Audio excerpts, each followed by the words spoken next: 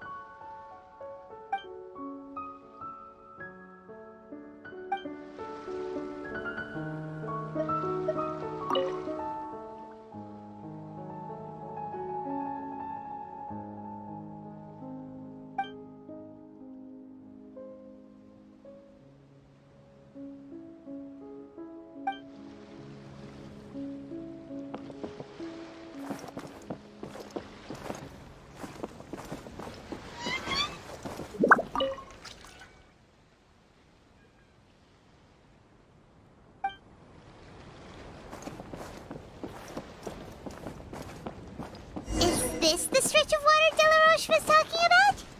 It looks really peaceful. Huh? Look, there are some footprints over there.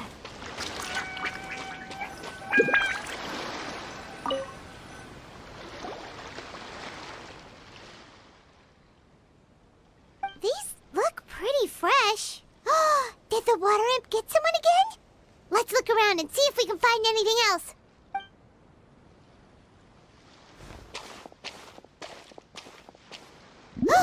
Wait! Did you hear something just now?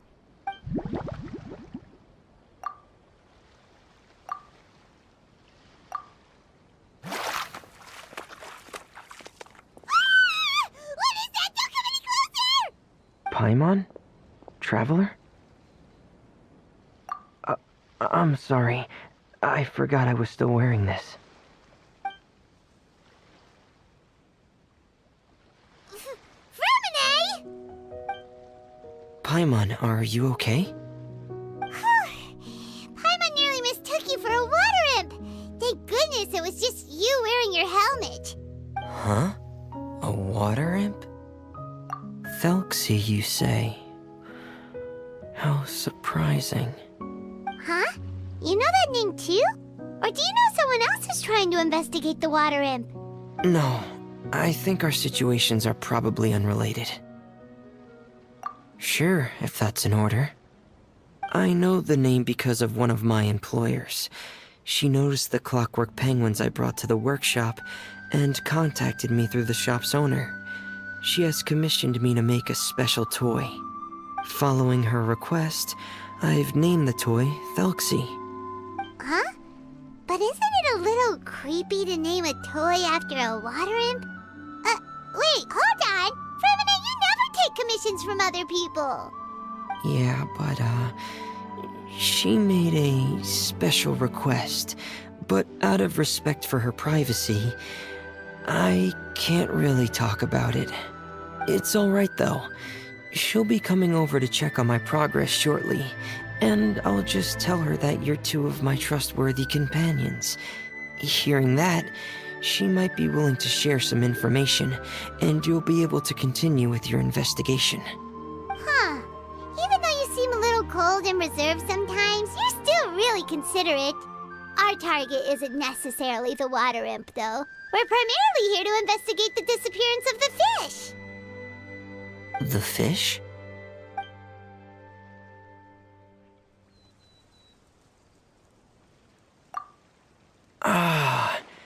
I think I may have connected the dots. These past few weeks, I've been taking Thelxie for underwater testing every day. The pressure testing makes a lot of noise. So, all that about the disappearing fish? Well, it was probably because of me. So that's how it was? That actually makes a lot of sense. Wait, so could that mean the child we heard about who walked into the water was also... Yes, I think that's quite likely as well. Whew. So in the end, it was just Fremine. Paimon spent all this time imagining what a water imp from the fairy tales might look like, and it all turns out to be just a hoax. I'm sorry. It sounds like I've created a lot of trouble for everyone else as well. I'll try to finish this commission as soon as possible. Once I'm done, the fish should come back. Thank you. Actually, how much work do you still have left, Fremine? Maybe we could lend you a hand. Thanks for offering, but I can't trouble you any more than I already have. Hey, it's no trouble at all. Didn't you just call us your trustworthy companions? Companions are all about helping each other, you know? But don't you need to report back to your commissioner? Nope, that's not how it works. See, Paimon's got these commissioner types all figured out, even though we were just tasked with finding out why the fish had gone missing. If we tell them now that it was all just a misunderstanding, you can bet they'd just immediately hand us another commission to help them get the fish back. Exactly! So if we can help you finish up your work and get the fish back, that would save us an extra trip! Is that what you'd like to do as well? Huh. All right, I'll trust your judgment. Please follow me. I've made a makeshift camp over there.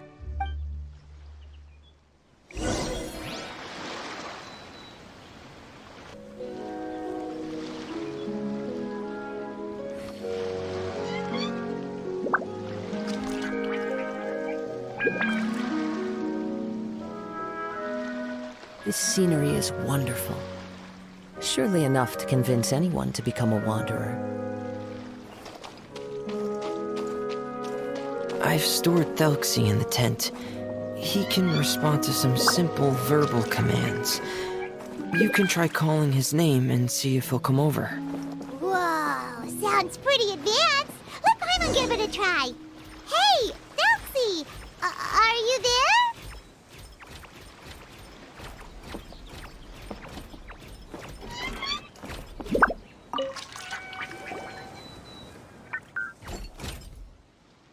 So that's Fremone's version of Felxie. It's also penguin-shaped, just like Pear. Yep.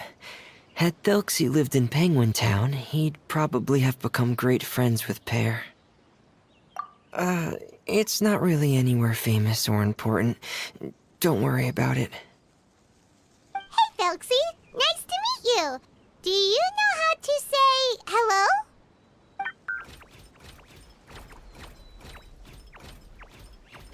I wanted to install a language output module, but due to time constraints, I had to give up on the idea. As it stands, Thelxie can only output messages that were pre-written into its motherboard. I haven't given him the ability to convert those messages into discernible words, so he can't really talk to us just yet. No need to get so technical. So basically, you want us to help you complete and install this language module, right? No, there's no need. That wasn't one of my employer's requests. It was just something I wanted to try. I have 2 other things I'd like your help with. The first is to do some integration testing on Thelxie's motherboard, to make sure he will be able to function properly in most situations. That doesn't sound too hard. And what's the other thing? The other shouldn't take too long either. You'll need to find Thelxie some colorful shells and coral, so I can craft a weapon for him. A weapon? Will Felxie have to fight? Mm-hmm. Thelxie will need to be able to charge forward with a weapon in hand, like that brave prince of legend. It's a part of my employer's request. What an imaginative employer! Naming Felxie after a water imp, but wanting him to look like a prince? Well, regardless of his role or species, Thelxie's purpose is the same. Just like Pear, he has come to this world to serve as somebody's companion. Whoa, Felxie just said something again! Could he understand what we were just talking about? He can react to certain key words, but unfortunately, due to the lack of a translation module, he still can't quite communicate with us. That's a pity. But anyway, the most important thing right now is for us to get to work. Maybe let's start by doing some testing on the motherboard. That sounds like something we can do here in the camp. Sounds good. The motherboard is on my workbench, so please follow me.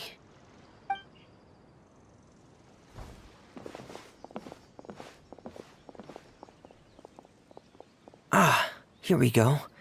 I have this testing manual, so feel free to reference it if you get stuck. Want to give it a try? It's okay if you don't succeed immediately. I've got a lot of backup boards just in case. Okay, knowing you, I'm sure you'll be able to figure it out.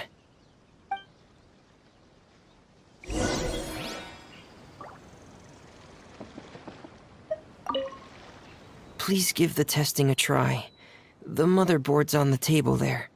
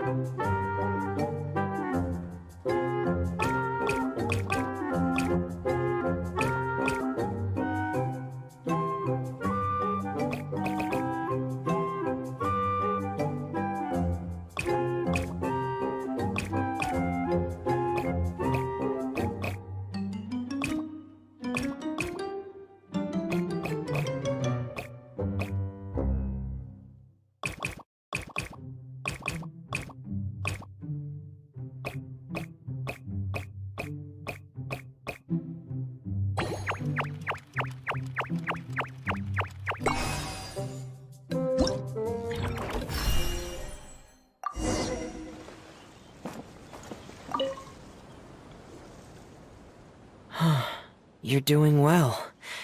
Just as I expected. We've taken on a lot of similar tasks before, you know. Then let's move on to the underwater part. It's just as I mentioned earlier. We're after colorful shells and coral. Oh, speaking of which, you're both already pretty used to Fontaine's underwater environment, right? Okay, that's good. Just let me know if you ever feel uncomfortable. I'll make sure to stay right by your side.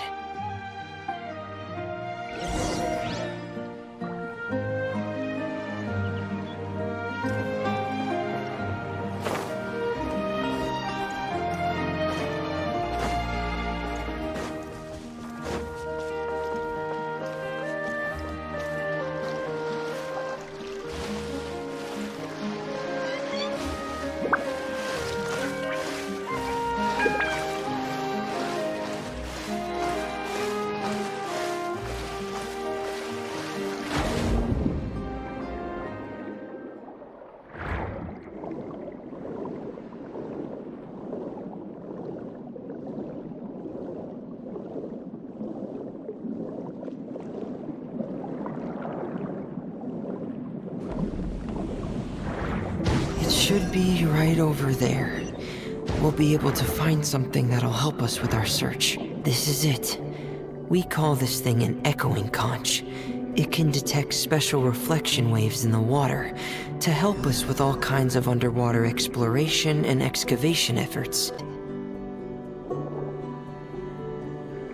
Did you notice any interesting places? The echoing conch should have detected some just now. Let's go check them out.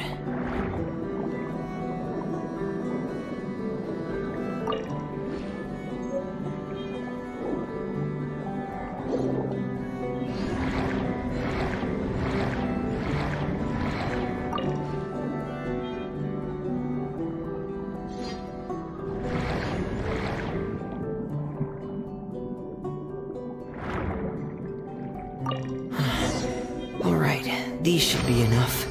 Let's head back to camp. Thank you for staying out here with me all this time.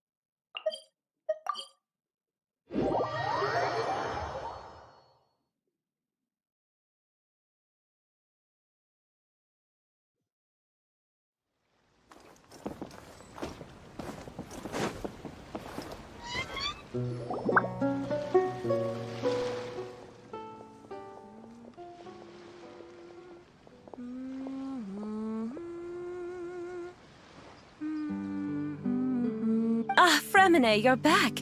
I thought you might have been out diving. I'm sorry, Madame d'Estray. I must have kept you waiting. I can report, though, that the construction of Thelxie is going quite smoothly. There's no rush. I'm your employer, not your supervisor. And these two are... Oh, they're two of my trustworthy companions. They're here to help me work on Thelxie. Yes, I see. I suppose it's only natural for someone responsible like you to have some reliable friends. It's really nice to meet you, Madame d'Estray. Are you Fremine's employer? Paimon is Paimon, and this is the Traveler. Greetings, my new friends. Just call me Zuria. You are both so adorable. The sight of you reminds me of little fairies under a cottage roof. Oh, do you really think so? Of course. If my child had friends like you, then perhaps he wouldn't have become so obsessed with the tales of water imps. And I wouldn't have had to trouble Fremine here with this commission. Obsessed with the tales of water imps? Ah, so you don't know anything about my request yet? I would have thought Fremine had explained it to you already. Well, Fremine told us that it was a private matter, so he didn't want to just share it willy-nilly. I see. So Monsieur Fremine is even more discreet than I had thought. As you are assisting him with the project, I believe it'll be beneficial for you to learn more about its vision and history. But it would be quite impolite of me to simply pile all of my troubles on you without your permission. So, would you like to listen to my story? Sure, you can tell us anything. You've already said nice things about us, so we'll try our best to help you get through your troubles. Ah, what a lovely little fairy. Then let me think of a way to put my situation into words. I'm sure you're already familiar with the tale of the water imps, right? Simply put, parents came up with a story, painting water imps as scary abductors in an effort to convince their children to stay away from the water. My child is rather special, however. While most other children are terrified of Thelxie, he's infatuated with him. Infatuated? With a water imp? What a brave soul. Yes, he told me that he thought the water imp might have just been misunderstood. In his mind, instead of singing to abduct children, the water imp actually sang out of a longing for companionship. As a result, he often goes near the water in secret. Huh. So he wanted to become friends with the water imp so it wouldn't be lonely any longer? What a unique way of thinking. Thank you, little Paimon. He indeed has always stood out from the crowd. He was actually diagnosed with loneliness syndrome when he was only 8 years old. It's a type of mental disorder. Those affected by it often feel extremely lonely and lose interest in many mundane activities. The syndrome is probably what made him so determined to become friends with the water imp. Oh no. Is it a very serious disorder? If you were to become afflicted with the disorder, Paimon, you would only be able to say less than a fraction of the words you're saying to the Traveler now. No! Paimon won't accept that!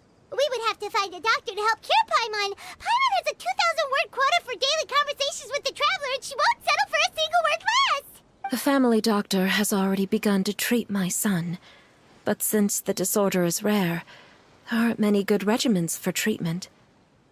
He's also developed some new symptoms lately, such as uncontrollable delusions. Huh? Uncontrollable what now? Uncontrollable delusions. To put it simply, he can no longer differentiate between fantasy and reality, and spends all his time in his fantasy world.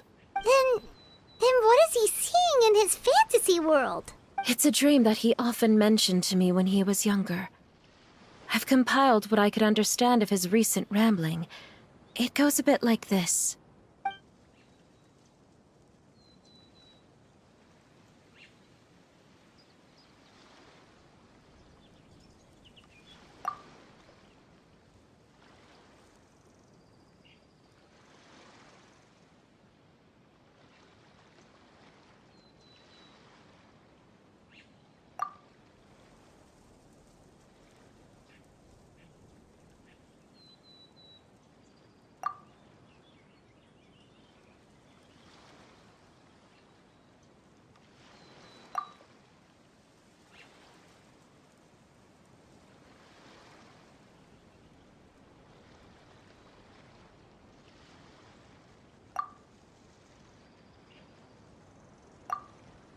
Amazing! Your son came up with all of this? He really crafted a lovely fairy tale world for Thelxie. It's like a beautiful dream. But perhaps no beautiful dream can ever last long. You see, the story ended with a twist.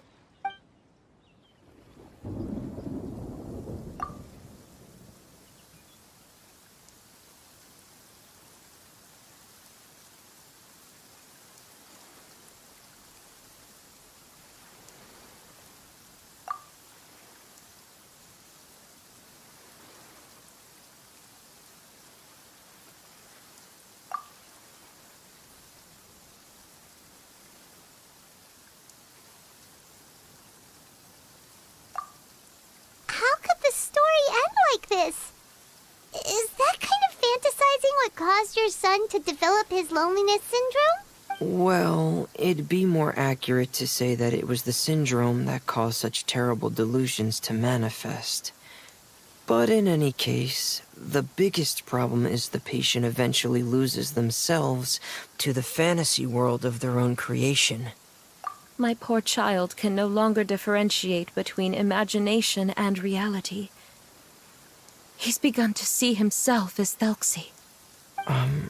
Perhaps in his mind, the loneliness he felt became the same as that of a prince who lost everything he ever loved or stood for. What? So that's what you meant by uncontrollable delusions. Then we have to help him snap out of it. Alas, most of the time he acts as if he can no longer sense or interact with the real world at all. I've had several discussions with the doctor, and we think it is best to try to guide his fantasy. He once wanted to make a picture book of his imaginary world, but since the disorder progressed too quickly, he never quite got past the first page of the book. If we could use this book as a breakthrough for his condition... Here, you can take a look. Ah, so Zuria's-san also saw Thelxie as a penguin. Oh, he looks so sad. What we should do now is help him complete this picture book. To a different ending. One where the Water Imp Prince is eventually able to restore his kingdom with the help of his friends. We'll need to chase away his loneliness and sorrow, and let him perceive a world full of hope again. That's what I mean by guiding his fantasy. But if we just need to finish the picture book, why does Fremine need to make a Thelxie as well? Because we need to treat the book's story seriously, as if it's a history of things that have really happened. We'll need to go on a journey like Thelxie, and help him regain his crown and country. But my child can no longer go on a journey of his own. This is why I commissioned Fremine here to craft a Thelxie, and then I'll paint the journey with this Thelxie into the picture book. Ah, like a stand-in for your son! Paimon's starting to get it now. Oh, you really put a lot of thought into this, Zuria. Paimon still has one question, though. Where will we be able to find a Water Imp Kingdom? There are some ruins on the seabed of the Salacia Plains. I've already asked Fremine to research them for me. We'll be able to use one of the ruins as the kingdom. Oh, so we'll just need to act out a performance of, a brave journey through the Kingdom of Water Imps. As long as we chase away the monsters in the ruins, it'll count as chasing away the monsters in the Water Imp Kingdom, right? Sadly, no. We won't just be putting on a performance. It's just as Zuria said. We need to take this seriously. And the only way we can take this seriously is if we choose to believe everything that's happening is real. So we'll be playing it straight? Or, making it a fully immersive experience? Oh, neither of those really sound right. Well, either way, we'll still be able to help, right? It's all right. There's no need to get that serious. It's not a big deal. I believe in my son. We can just see this as him wanting to stay asleep for a bit longer, because he's so enamored with his dream. Zuria. Keep your spirits up, everyone. If we were to look troubled, my son is sure to become anxious as well. I should be heading back right about now to check on my son. We temporarily moved to a place on the hill over there, so my son will have a better spot to convalesce. It's not far from the water, and there's also a great view. Feel free to come find me if anything urgent comes up. Understood. There's also one last thing. Since these two friends were able to help me out, I've made some more progress on Thelxie. I estimate that he should be ready sometime tomorrow. That's great news. I must thank you all. With that in mind, how about we meet here in 2 days' time to head to the Kingdom of Water Imps? All right, everyone. Let's meet again in another 2 days. Zuria sure is a brave and optimistic lady. Fremine, do you think her plan will work out? Let's discuss that over by the tent. There were a few things that I didn't bring up because the Madame was here.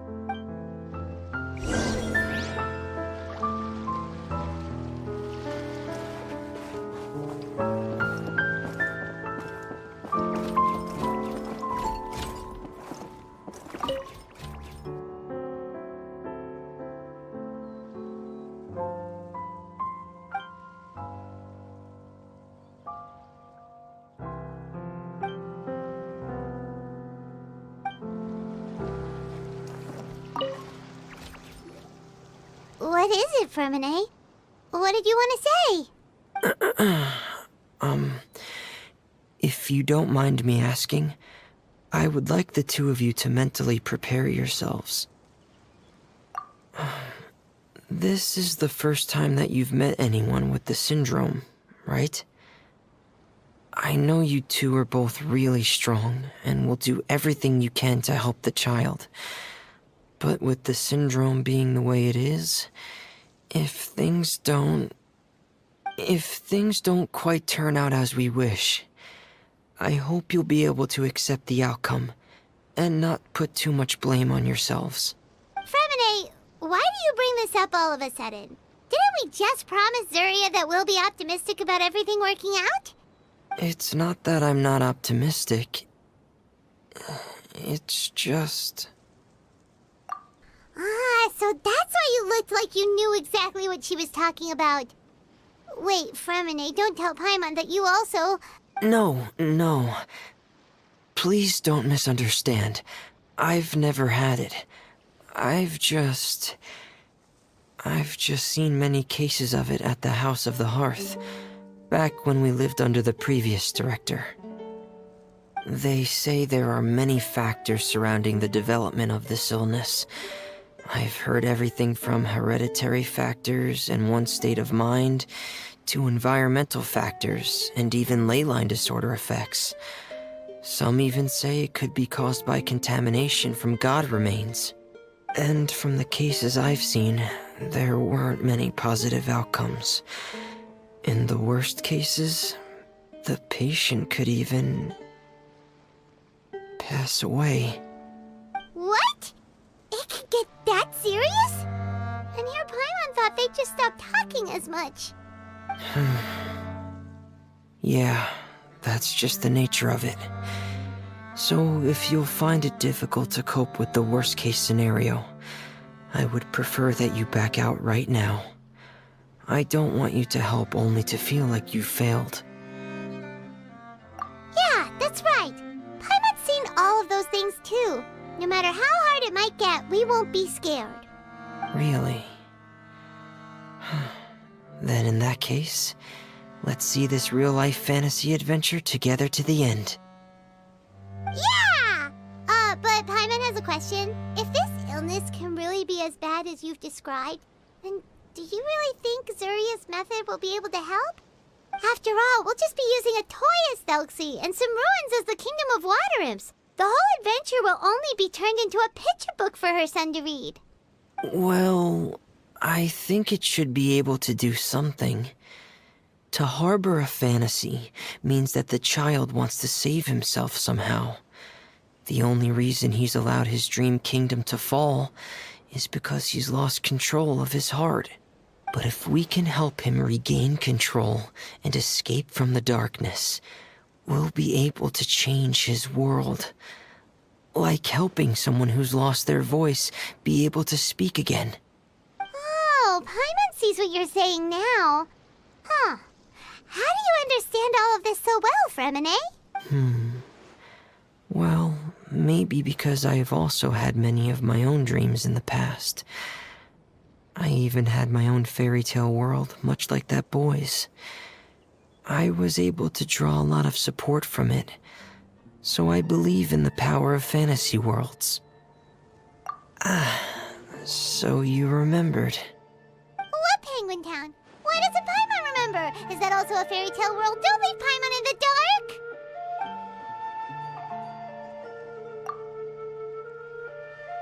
Hey, why did you put that on? It's just one of my personal quirks. Please pay it no mind. Anyway, Penguin Town is a peaceful place with lots of penguin residents. They're all really good at making clockwork toys. And Pear is the town's triumphant hero, as well as the one who quietly protects the whole place. Pear?